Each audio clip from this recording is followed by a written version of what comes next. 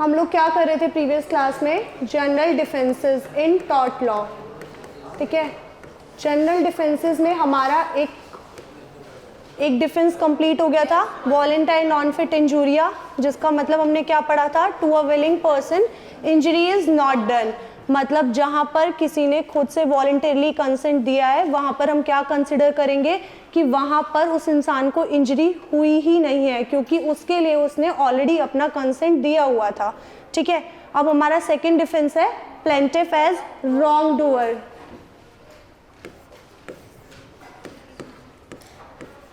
Plaintiff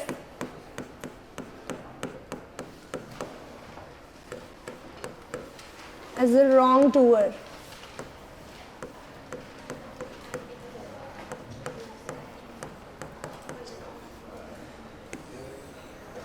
साथ साथ तुम लोग नोट करते रहो। प्लेंटिफ एज रॉन्ग डूअर से हम लोग क्या समझते हैं कि जहां पर प्लेंटिफ जो है वो खुद क्या कर रहा है? वो खुद गलत कर रहा है, मतलब प्लेंटिफ खुद एक फॉल्ट पर है। किस पर है प्लेंटिफ? फॉल्ट पर है। अब मान लो कि एक घर है, ठीक है, ये एक घर है। अब इसका ओनर ये एक्स पर्सन है, ये एक्स पर्सन क्या है? ओनर है इस घर का, ठीक है। अब एक थीफ, एक चोर, ये एंटर करता है आपका इस घर के अंदर। अब ये जब एंटर कर रहा है और ओनर इग्स को धक्का मार के बाहर निकाल देता है, तो क्या ये चोर इस ओनर के अगेंस्ट सूट फाइल कर सकता है? क्यों नहीं कर सकता? क्योंकि ये खुद क्या कर रहा है? ट्रेसपास कर रहा है। इसने खुद क्या किया है? ट्रेसपास कमिट किया है। तो जब आपका प्लेंटिफ खुद फॉल्ट पर होगा तो हम उसको ये कंसिडर नहीं कर सकते कि भाई वो डिफेंडेंट से कंपनसेशन मांग ले, ठीक है। देन उस सिनेरियो में वो डिफेंडेंट से कंपनसेशन क्लेम नहीं कर सकता। Got it? ये समझ आया सबको? इसमें लिखो if plaintiff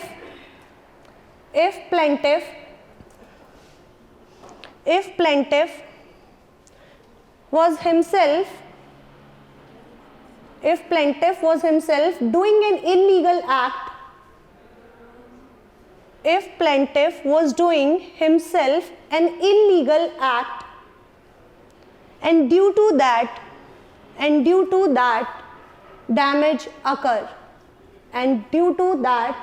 damage occur,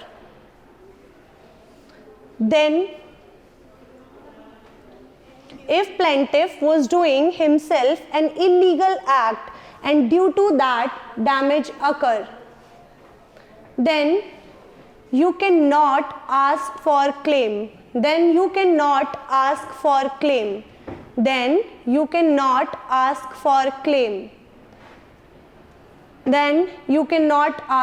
claim. लिखा? अब एक चीज बताओ, यहाँ पर ये जो थीफ है ये चोरी करने गया, तो ये हमारा क्या है? इलीगल एक्ट है।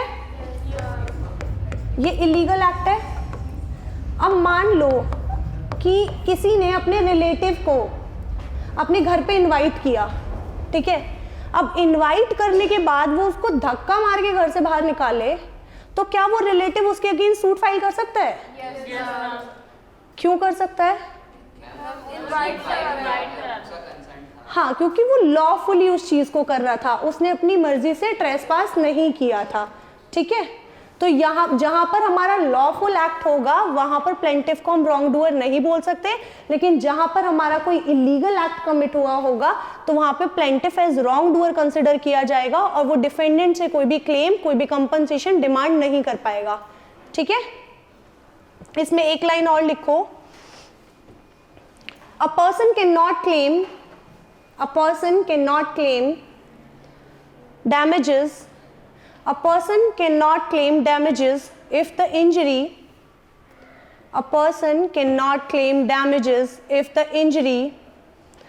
is the result. A plaintiff cannot claim damages if the injury is the result of his own illegal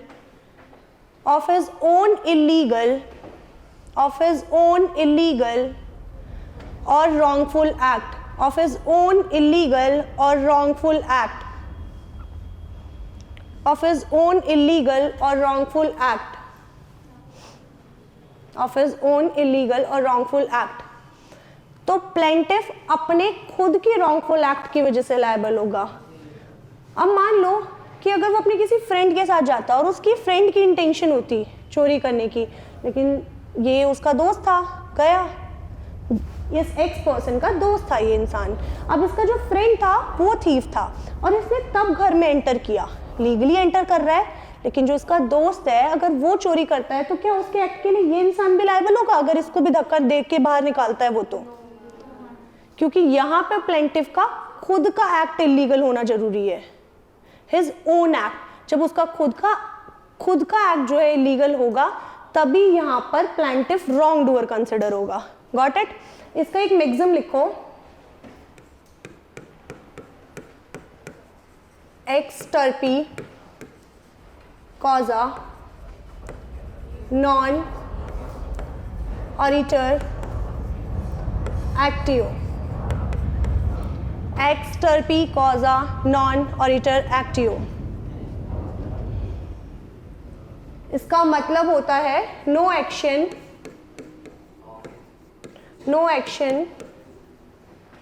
arises from an immoral or illegal act. Ex turpi causa non oritur actio. क्या मतलब होता है इसका? कि कोई भी action arise नहीं होता आपका कहाँ से, किसी भी इमोरल और इलीगल एक्ट से. अगर आपने खुद ही कोई इलीगल एक्ट किया है तो क्या आप कोई एक्शन ले सकते हो टुवर्ड्स दैट पर्सन जिसके अगेंस्ट आपने वो इलीगल एक्ट किया? क्या आप उससे कंपनसेशन मांग सकते हो अगर इन रिस्पॉन्स उसने आपके साथ कुछ और इलीगल एक्ट किया? नहीं मांग सकते ना.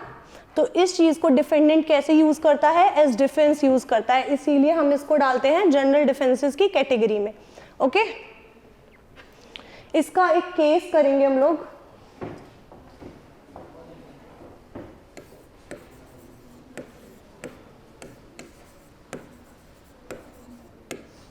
Bird versus Holbrooke. लिखो, यहां बर्ड से क्या लग रहा है? बर्ड, हाँ, बर्ड क्या है आपका? एक पर्सन है. ठीक है, कम. बर्ड आपका एक पर्सन है.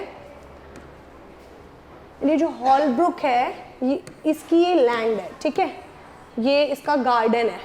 ओके, ये इसका गार्डन है एंड ये इसका एंट्री गेट है. अब इसने यहां पर एक क्या लगा रखा था? Hidden spring gun, hidden spring gun trap था. ये आपका एक हिडन स्प्रिंग गन ट्रैप था और इसने यहाँ पर इसका कोई भी नोटिस नहीं लगाया हुआ था, कोई भी नोटिस बोर्ड नहीं था, नो नोटिस बोर्ड. क्योंकि जनरली अगर हम लोग घर में डॉग्स भी पालते हैं तो हम लगाते हैं ना नोटिस बोर्ड पे कि अंदर डॉग्स है, बी अवेयर, इस तरीके के नोटिस बोर्ड लगाते हैं हम लोग ताकि सामने वाला इस चीज़ को लेकर के ऐसे थोड़ा सावधान हो जाए जब वो घर में एंटर कर रहा है. अब इन्होंने क्या लगाया? सीधा हिडन स्प्रिंग गन लगा दी. अब ये हिडन स्प्रिंग गन अगर हम देखें तो एक डेंजरस और आपकी एक्सेसिव फोर्स में आती है. किस में आती है? डेंजरस और एक्सेसिव फोर्स में. तो पहला क्वेश्चन ये है कि क्या डेंजरस और एक्सेसिव फोर्स हम यूज कर सकते हैं किसी को रोकने के लिए कि कोई हमारे घर में एंटर कर जाए, उसको रोकने के लिए कर सकते हैं? अब चाहे इंसान ट्रेसपास कर रहा हो तब भी, और अगर नोटिस बोर्ड लगाया हो तो तब कर सकते हैं. तो ये इंसान एक चिकन को फॉलो करते करते, ठीक है, एक चिकन को फॉलो करते करते कहाँ एंटर कर गया? इसके गार्डन में एंटर कर गया, क्योंकि वो चिकन जो है इसके गार्डन में आ गया था. तो वो अनइंटेंशनली फॉलो करते करते उसके पीछे पीछे इसके गार्डन में पहुंचा। अब गार्डन में पहुंचने के बाद क्योंकि इन जनाब ने क्या लगा रखा था, एक हिडन स्प्रिंग गन ट्रैप, तो वहां से गन चली और वो जाकर के लग गई बर्ड को, और बर्ड क्या हो गया आपका, सीरियसली इंजर्ड। क्या हो गया बर्ड आपका, सीरियसली इंजर्ड। तो अब ये बताओ क्या बर्ड सू कर सकता है हॉलब्रुक को? क्या बर्ड एक्शन ले सकता है हॉलब्रुक के अगेंस्ट?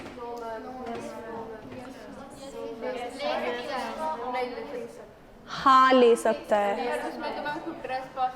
तो उसने खुद ट्रेसपास किया है, लेकिन यहाँ पर डेंजरस और एक्सेसिव फोर्स यूज हुई है।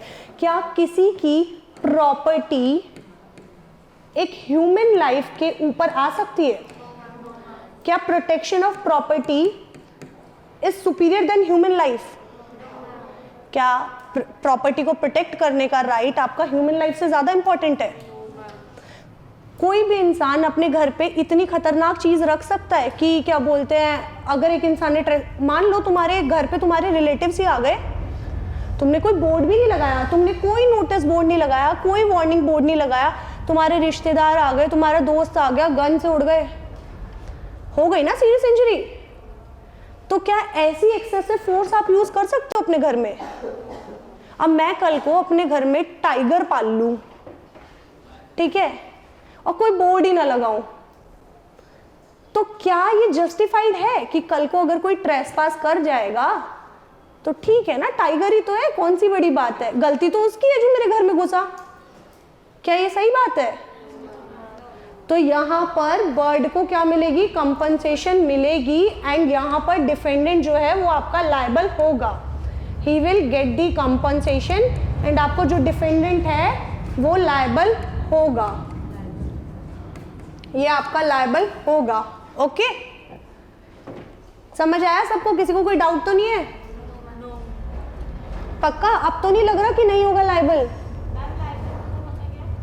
लायबल मतलब रिस्पॉन्सिबल, जिम्मेदार होगा अपने एक्शन के लिए, जो कर्तव्य उसने किया है उसके लिए वो रिस्पॉन्सिबल होगा। उसने हिडन स्प्रिंग गन लगाई अपने गार्डन में, ठीक है, अब ऐसा थोड़ी है कोई घर में घुसा उसको सीधा गोली से उड़ा दूं, नहीं ना, क्या ये एक्शन जस्टिफाइड है? और हम बोल देंगे प्लेंटिफ तो गलत था, वो मेरे घर में क्यों घुसा, उसने तो ट्रेसपास किया, तो इसलिए मैंने उसको गोली से उड़ा दिया। क्या मैंने रीजनेबल फोर्स यूज की थी? क्या उसका घर में घुसना और मेरा उस पर गोली चलाना दोनों बराबर के एक्शन है? तो यही चीज इस केस में हुई। माना वो गलत है, लेकिन प्रॉपर्टी की प्रोटेक्शन इतनी ज्यादा जरूरी नहीं जितनी एक ह्यूमन लाइफ की प्रोटेक्शन है। आप रोक सकते हो, आप कुछ हद तक कुछ ऐसे प्रिकॉशंस ले सकते हो, लेकिन इतने कि गन ही लगा दी और वार्निंग बोर्ड भी नहीं लगाया। ठीक है, क्लियर है? इस पे लिखो एक line,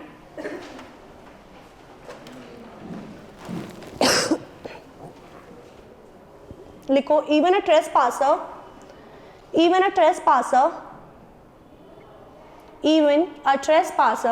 can claim damages. Even a trespasser can claim damages. Even a trespasser की स्पेलिंग लिख देती हूँ।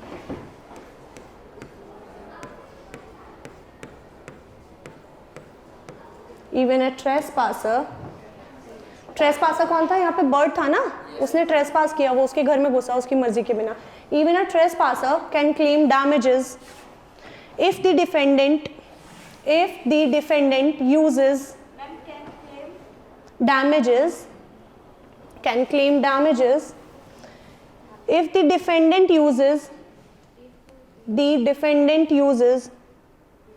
excessive or dangerous force,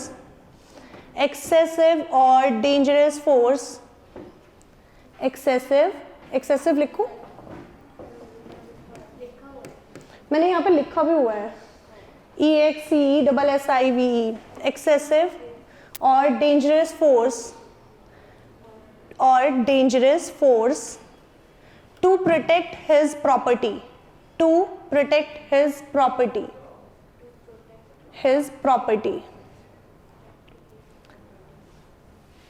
लिख लिया? इससे समझ आया कि एक ट्रेसपासर भी डैमेजेस क्लेम कर सकता है अगर प्रॉपर्टी पे कोई अपना डेंजरस और एक्सेसिव फोर्स का इस्तेमाल कर रहा है। ठीक है, गॉट इट? आगे बढ़े। इसके बाद हमारा जो थर्ड जनरल डिफेंस है वो क्या है? Inevitable accident.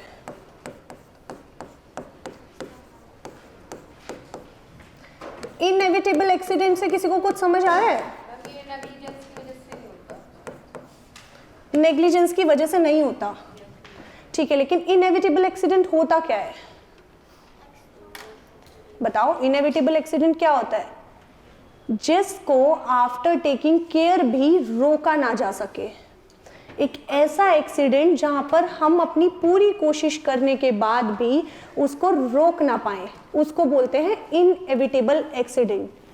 जहां पर हमने कोशिश तो पूरी की, हमने प्रिकॉशंस तो सारे लिए, हमने अपनी तरफ से एफर्ट्स भी पूरे डाले, हमारी तरफ से केयर में कोई कमी नहीं थी, लेकिन फिर भी उस एक्सीडेंट को रोका ना जा सके तो उस एक्सीडेंट को बोलते हैं इनएविटेबल एक्सीडेंट। ठीक है, अब समझ आया इनएविटेबल एक्सीडेंट क्या होता है? इस पर लिखो, एन इनएविटेबल एक्सीडेंट,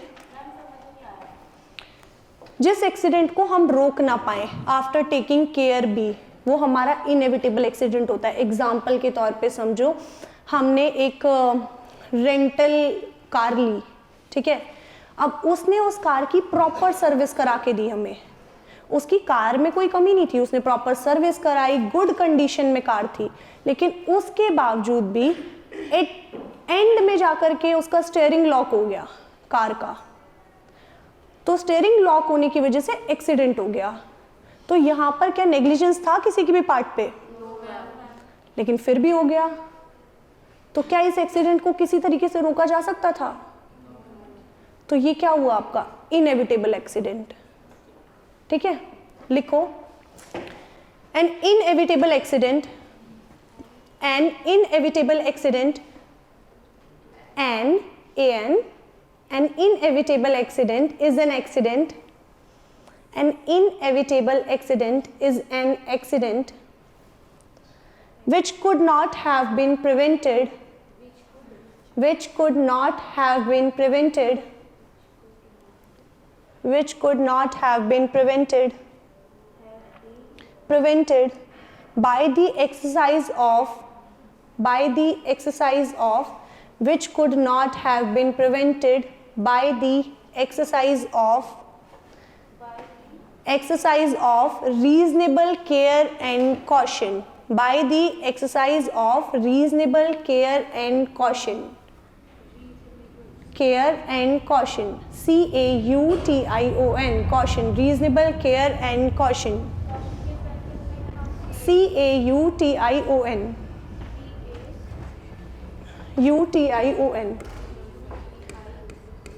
यहाँ पर क्या समझ आया हमें इससे कि नो नेग्लिजेंस, कोई नेग्लिजेंस नहीं थी,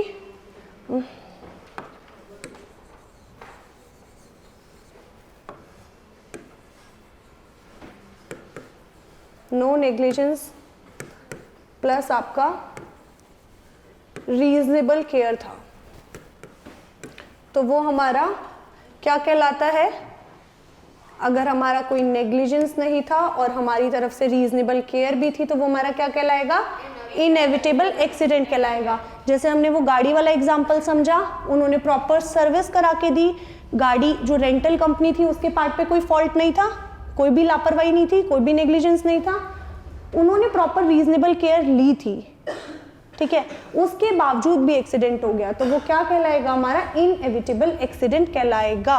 ओके, अब मान लो कि हमने एक रेंटल कंपनी से गाड़ी ली और उन्होंने उसकी सर्विस करा के हमें नहीं दी और उस गाड़ी की ब्रेक फेल हो गई और उसकी वजह से एक्सीडेंट हो गया, तो क्या यहाँ पर इनएविटेबल एक्सीडेंट का डिफेंस मिलेगा? क्यों नहीं मिलेगा? हाँ, यहाँ पे कंपनी के पार्ट पे नेग्लिजेंस है कि उन्होंने चेक नहीं कराई, रीजनेबल केयर नहीं ली गई, तो यहाँ पर हमें इनएविटेबल एक्सीडेंट का डिफेंस नहीं मिलेगा। यहाँ हमारा डिफेंस क्या हो जाएगा? फेल हो जाएगा। ओके, इसका एक केस लिखते हैं हम लोग।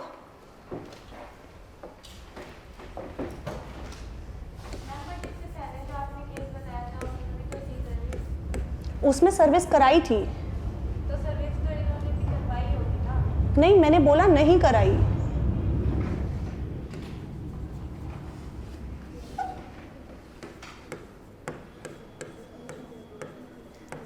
स्टैनले वर्सेस पॉवेल, इस केस का ईयर है 1891, ठीक है, 1891 लिख लिया। ये क्या कर रहा था, ये एक शूटिंग पार्टी में गया था, ये दोनों ही गए थे, एक शूटिंग पार्टी में थे, ठीक है, एक शूटिंग पार्टी थी, एक लॉफुल शूटिंग पार्टी थी। ईयर देख लो हमारा, ठीक है, एक लॉफुल शूटिंग पार्टी थी। अब उस शूटिंग पार्टी में ये क्या कर रहे थे, ऐसे बर्ड्स वगैरह होते हैं उनको शूट कर रहे थे, ठीक है। अब इस तरीके से शूटिंग चल रही थी, निशाना लगा रहे थे। अब बीच में एक पेड़ था, ठीक है। अब यहाँ पर खड़ा था स्टैनले, ये स्टैनले है, कौन है ये, स्टैनले। अब हुआ ये कि यहाँ पर ये पॉवेल ने यहाँ से गोली शूट की, ये पॉवेल है आपका, इसने यहाँ से गोली शूट की। अब शूटिंग करते हुए गोली जाके लगी पेड़ पे और पेड़ से टकराकर आगे आकर लग गई स्टैनले को, ठीक है। अब इसकी वजह से ये हो गया आपका फिर वापस से सीरियसली इंजर्ड। अब यहाँ पर क्या स्टैनले पॉवेल को सू कर सकता है, क्या स्टैनले पॉवेल के अगेंस्ट एक्शन ले सकता है, क्या पॉवेल किसी तरीके से इस चीज को रोक सकता था, नहीं ना। तो ये हमारा कहाँ पर आएगा, इनएविटेबल एक्सीडेंट में। ये हुआ आपका इनएविटेबल एक्सीडेंट, नहीं रोक सकता था ना वो, ये थोड़ी करेगा कि मैं गोली पेड़ पे लगी है टकराने से पहले पकड़ लेता हूँ, नहीं पकड़ सकता ना, वो गोली को पकड़ के तो नहीं रोक सकता वो, कि पेड़ से टकराई है स्टैनले को लग जाएगी उससे पहले मैं पकड़ लेता हूँ, कैच कर लेता हूँ उसको, दैट इज नॉट पॉसिबल ना। तो इस एक्सीडेंट को किसी भी तरीके से रोका जा सकता था, नहीं ना, क्योंकि बहुत फास्ट मूवमेंट होती है ना।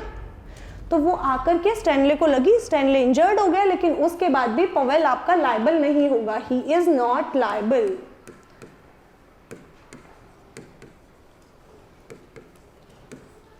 ठीक है, गॉट इट। और क्यों नहीं होगा लायबल, क्या ये कोई इलीगल एक्ट कर रहा था, इसका एक्ट क्या था, पॉवेल का एक्ट क्या था, एक लॉफुल एक्ट था, क्या था, एक लॉफुल एक्ट था। और जब आप कोई लॉफुल एक्ट कर रहे हो और उस बीच कोई ऐसा इंसिडेंट हो जाता है तो उसको तो हम इनएविटेबल एक्सीडेंट ही मानेंगे ना, उस एक्सीडेंट को किसी भी तरीके से किसी भी प्रकार से नहीं रोक सकते थे आप। Okay, got it. यहाँ तक किसी को डाउट है, इनएविटेबल एक्सीडेंट तक क्लियर है?